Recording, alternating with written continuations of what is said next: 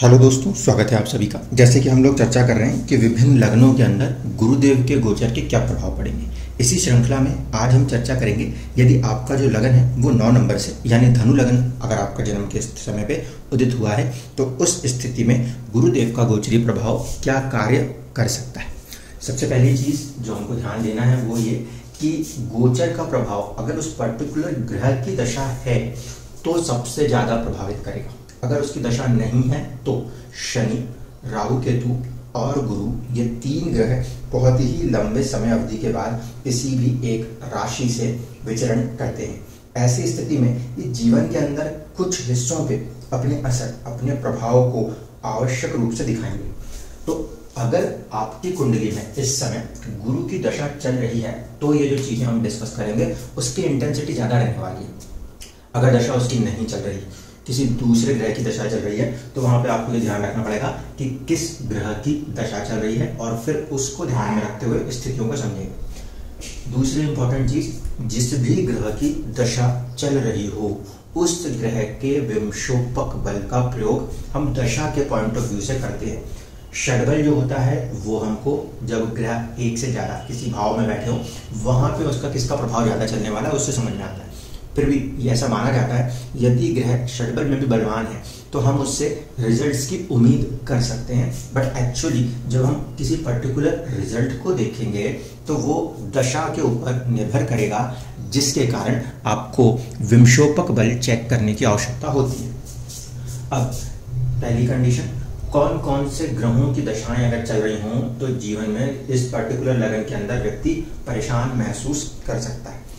तो सबसे इंपॉर्टेंट होता है कि आप किसी भी कुंडली के अंदर 6, 8 और 12 इनके स्वामियों पर ध्यान लगा के रखें। जब भी इन भाव के स्वामियों की दशा जीवन में प्राप्त होती है उस समय थोड़ी सी जीवन के अंदर कठिनाई का सामना लोगों को देखने को मिलता है। तो अगर जीवन के अंदर शुक्र की दशा चल रही हो तो रोग, रिपु, ऋण यानी कि कर्ज की स्थितियां, बीमारियों के साथ संघर्ष, ऐसी स्थितियों का सामना करना पड़ सकता है। अगर मान लीजिए चंद्रदेव की यहाँ पे दशा चल रही है जो कि अष्टम के स्वामी, तो अष्टम के स्वामी की दशा जब होती है ऐसे स्थिति में जीवन में कई बार एकांतवास, अकेलापन या खोज जैसी, रिसर्च जैसी चीजों की तरफ वो दशाएं लेके जाती हैं। ध्यान रखिएगा कि अगर इस समय कुंडली के अंदर दशा शुक्र की हुई या चंद्रमा की हुई या कुछ हद तक मंगल की भी दशा हुई तो कुछ ना कुछ अड़चने, बाधाओं से जीवन के साथ आगे बढ़ते हुए आप लोग नजर आ सकते हैं। उससे हटके अगर हम बात कर रहे हैं, हमारा मेन टारगेट गुरु के ऊपर है, तो अगर गुरुदेव की दशा चल रही है तो गुरुदेव आपकी कुंडली के लिए सबसे पहले ये देख लीजिए अच्छे हैं कि नहीं। शुभ ग्रह है तो वो नैसर्गिक रूप से है। जब हम बात करते हैं कि ग्रह अच्छे हैं या नहीं, इसका अर्थ होता है उनके पास भाव स्वामित्व किन चीजों का है। वो अपने रिजल्ट्स करेंगे तो किन 2 भावों को ध्यान में रख के करेंगे। तो इस पर्टिकुलर लगन में गुरुदेव के पास एक तो पहला भाव है और दूसरा चौथा भाव है। पहले भाव का स्वामी हमेशा आपके स्वास्थ्य के लिए देखा जाता है, एक इंपॉर्टेंट होता है, और जो भी ग्रह पहले भाव का स्वामी बनता है क्योंकि पहला भाव केंद्र भी हो जाता है और त्रिकोण भी हो जाता है, इस लिहाज से पहले भाव के स्वामी को हम शुभ मानते हैं। तो उस लिहाज से गुरुदेव इस लगन में तो शुभ हैं, इसलिए वो अपनी तरफ से जो भी प्रयास प्रभाव दिखाएंगे वो शुभता के लिए होंगे। पहली कंडीशन। दूसरी कंडीशन, इस समय कोई भी व्यक्ति जो 9 नंबर से होगा उसको गुरु से ज्यादा इंपॉर्टेंट पॉइंट जिस पर फोकस करना चाहिए वो रहने वाला है राहु का, क्योंकि चौथा भाव मनोस्थिति को दर्शाता है और चौथे भाव जब मनोस्थिति को दर्शाता है वहां पे जब राहु जैसा ग्रह स्थित हो जाए तो अकारण ही बिना किसी बात के ही एक प्रकार से अजीब से मन के अंदर एंजाइटी के थॉट्स पैदा करने की शक्ति दिखाता है, क्योंकि राहु जो चीज नहीं है उसको भी क्रिएट कर सकने की शक्ति है। ऐसे स्थिति में गुरु के गोचर से ज्यादा महत्वपूर्ण बात जिस पर ध्यान रखनी है वो ये कि राहु का गोचरीय प्रभाव चौथे भाव से हो रहा है, इसीलिए इररिस्पेक्ट की कोई भी दशा काम कर रही है। किसी भी 9 नंबर के लगन के व्यक्ति से अगर हम चर्चा करें तो किसी ना किसी बात को लेकर एक एंजाइटी बने रहने की पूरी संभावनाएं बनी रहेंगी। दूसरी अहम बात अब कि गुरुदेव का गोचर जब हम देख रहे हैं छठे भाव से तो ये किस स्थिति को दर्शा रहा है, क्या ये अशुभ हो जाएगा या ये शुभ है। ग्रह उस पर्टिकुलर लगन के लिए शुभ है, ठीक है, ग्रह उस पर्टिकुलर लगन के लिए शुभ है। इसका मतलब कि गुरुदेव जो कुछ भी करेंगे वो उस लगन को बेनिफिट के लिए करेंगे, उसमें कोई नेगेटिविटी ग्रह में नहीं आती। अब भाव के अंदर हम आ रहे हैं, 6th हाउस में बैठ के वो चल रहे हैं। छठा भाव जो है वो रोग का, रिपु यानी कि शत्रुओं का, कर्ज यानी कि ऋण का है। अब ऐसे स्थिति में यदि पहले भाव का स्वामी छठे में चला जाए तो हम ऐसा मानते हैं कि व्यक्ति शुरुआत में संघर्ष करता है और संघर्ष करते हुए वो उन परिस्थितियों पर विजय प्राप्त करता है। तो यहाँ पर भी कुछ अमूमन यही स्थितियां बनती हुई नजर आ रही हैं। अगर दशा गुरुदेव की चल रही है तो एक संघर्ष के भाव में, यानी अभी वातावरण थोड़ा सा चुनौतीपूर्ण रहता हुआ नजर आ रहा है, लेकिन क्योंकि वो लग्नेश है, किसको सपोर्ट करने वाला ग्रह बनना चाहिए, तो ये स्वयं यहीं का स्वामी।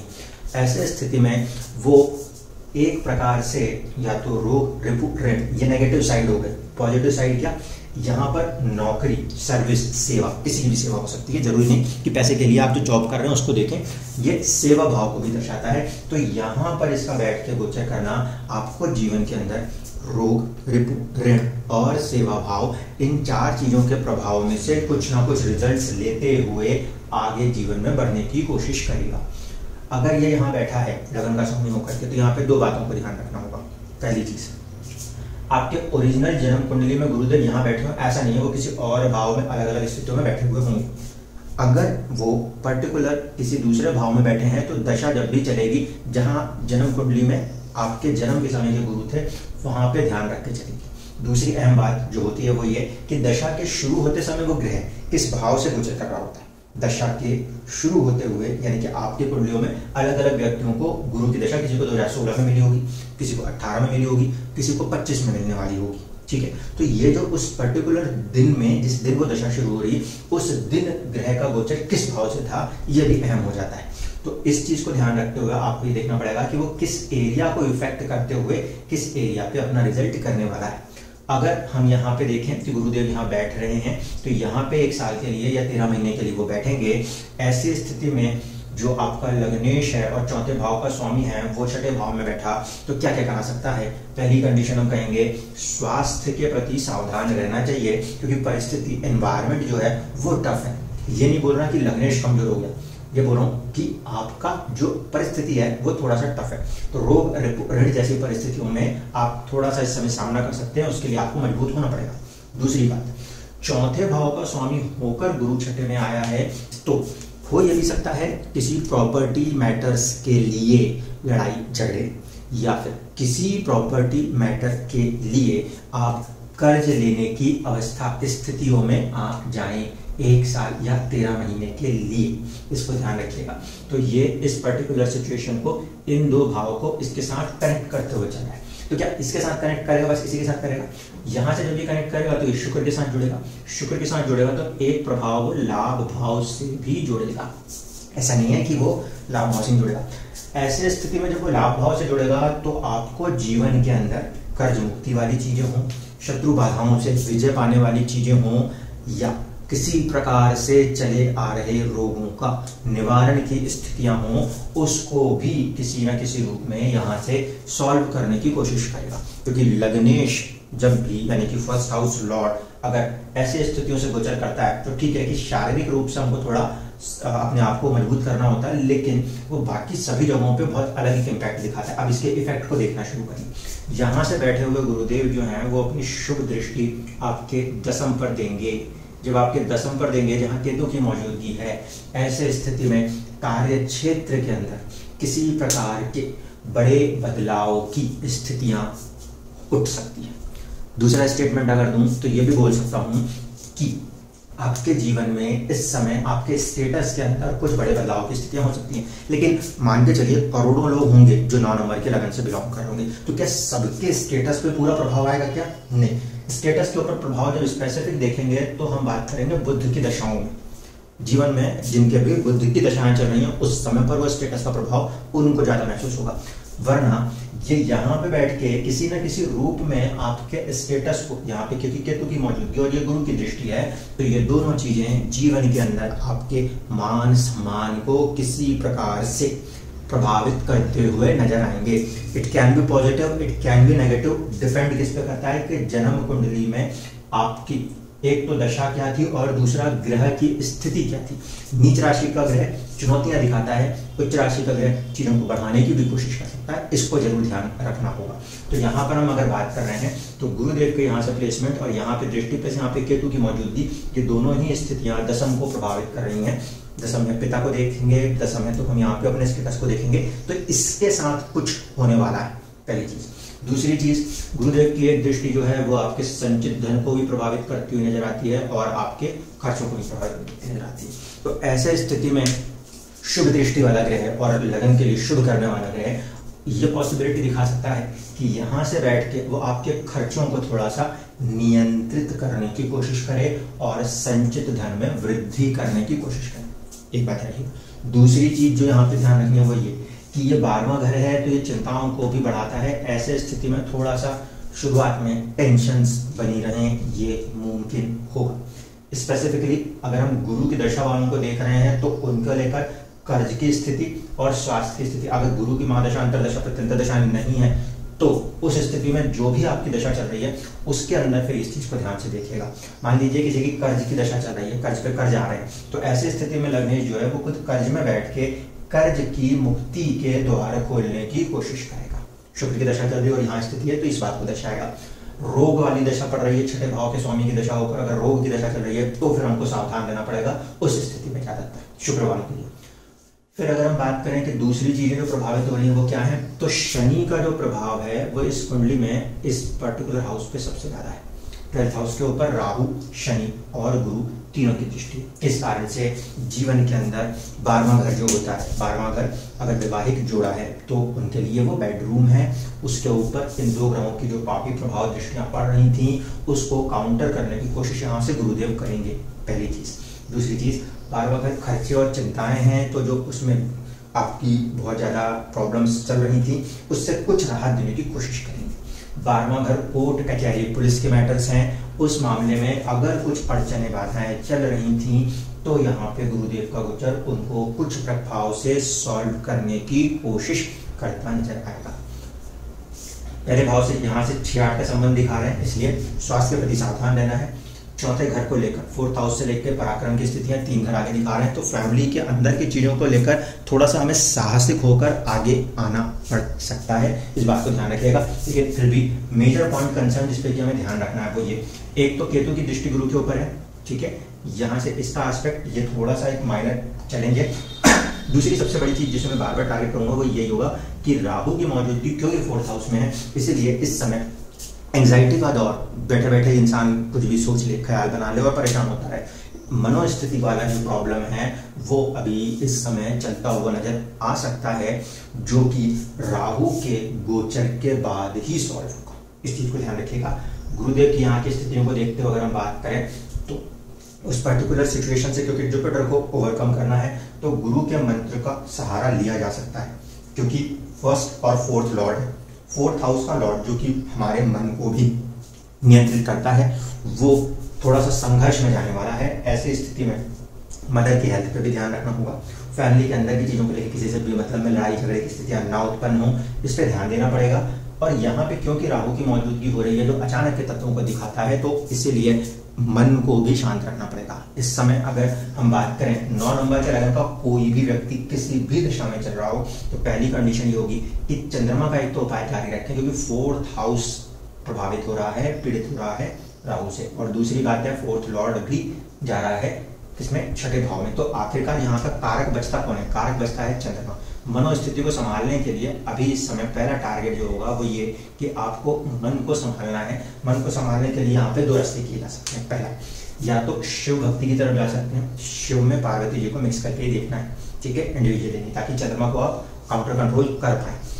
भाव का स्वामी और भाव दोनों जब प्रभावित होते हैं तो कारक पे फोकस करना अहमियत रहती है। गुरु के मंत्र को यूज करते हुए 1st और 4th हाउस को तो सपोर्ट देना ही देना है, प्लस इसको ध्यान रखना है। अगर ये चीज ना कर पाए, ऐसे स्थिति में चंद्रमा यहाँ 8वें का स्वामी होता है, तो साइकोलॉजी की किसी भी किताब के साथ अपने आप को तकरीबन के लिए 13 महीने या 15 महीने का समय दे दीजिए। इससे क्या होगा कि चंद्रमा जो है, मन जो है उसको आप शांत रख पाएंगे तो जो बिना किसी बात के पैदा होने वाले ख्याल हैं वो आप काउंटर कर पाएंगे और आपके जीवन के अंदर नेचुरली ही एक प्रकार से पॉजिटिविटी राइज होना शुरू हो जाएगी। स्पेसिफिकली क्योंकि चंद्रमा जो है वो यहाँ अष्टम का स्वामी है, इसलिए यहाँ पे इस उपाय की बात कर रहे हैं कि चंद्रमा को कंट्रोल करने के लिए या तो उस पूजा पाठ के जरिए से जाइए या फिर 8वां घर खोज रहस्य इन चीज़ों को दर्शाता है। और यहीं से हम साइकोलॉजीज की स्टडी, ऑकल्ट की स्टडीज को देखते हैं तो ऑकल्ट में जाने की आवश्यकता नहीं पड़ेगी क्योंकि ये चंद्रमा है, लोगों के साथ जुड़ के चलने वाला ग्रह, पब्लिक का ग्रह है। तो ऐसे स्थिति में अगर आप ओपिनियंस को पढ़ना शुरू करें या फिर लोगों की साइकोलॉजीज को पढ़ना शुरू करें, चंद्रमा के लिए वो सबसे बेस्ट उपाय रहता है। आप साइकोलॉजीज के साथ अपने आप को धीरे धीरे ह्यूमन साइकोलॉजी पे काम करना शुरू करेंगे तो आप कहीं ना कहीं अपने आप को पॉजिटिव रखते हुए और इस पूरे पीरियड को एक तरीके से यूटिलाइज करते हुए जीवन में आगे निकल पाएंगे। दशा के हिसाब से अगर हम देख रहे हैं तो गुरु की दशा जिनकी भी है उस कंडीशन में गुरु की यहाँ से मौजूदगी थोड़ा सा माइनर संघर्ष दिखा सकती है, लेकिन फिर भी पॉजिटिविटी इस बात पे रख सकते हैं हम कि यहाँ से गोचर करते हुए वो आपके जीवन में कर्ज की स्थितियाँ इनसे आपको राहत देने की कोशिश करेंगे। दूसरी अहम बात जिस पे कि यहाँ पे फोकस रखना है वो ये कि शनि की दृष्टि भाग्य भाव पे आ रही है और गुरु जो है वो भाग्य भाव से केंद्र में आ रहा है। 1 4 7 10 का नियम होता है, उसको ध्यान रखें।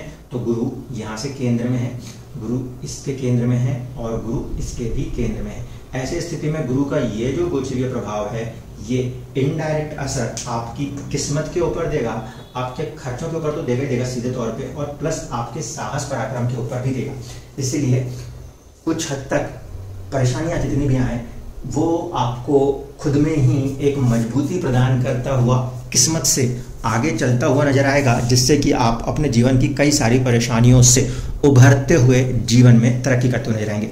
जो भी लोग जॉब के एस्पेक्ट से कॉम्पिटिटिव एग्जाम्स में उतरना चाहते हैं उनके लिए ये समय अवधि को हम बहुत अच्छा कह सकते हैं। आप कॉम्पिटिशन्स में अपने जितने भी शत्रु राइवलरीज हैं उनको परास्त करते हुए जीवन के अंदर नौकरी के क्षेत्र में और स्टेटस में एक नई वैल्यू बनाने की स्थिति में आवश्यक रूप से सफल होते हुए इस 13 महीने की अवधि में नजर आएंगे। धन्यवाद।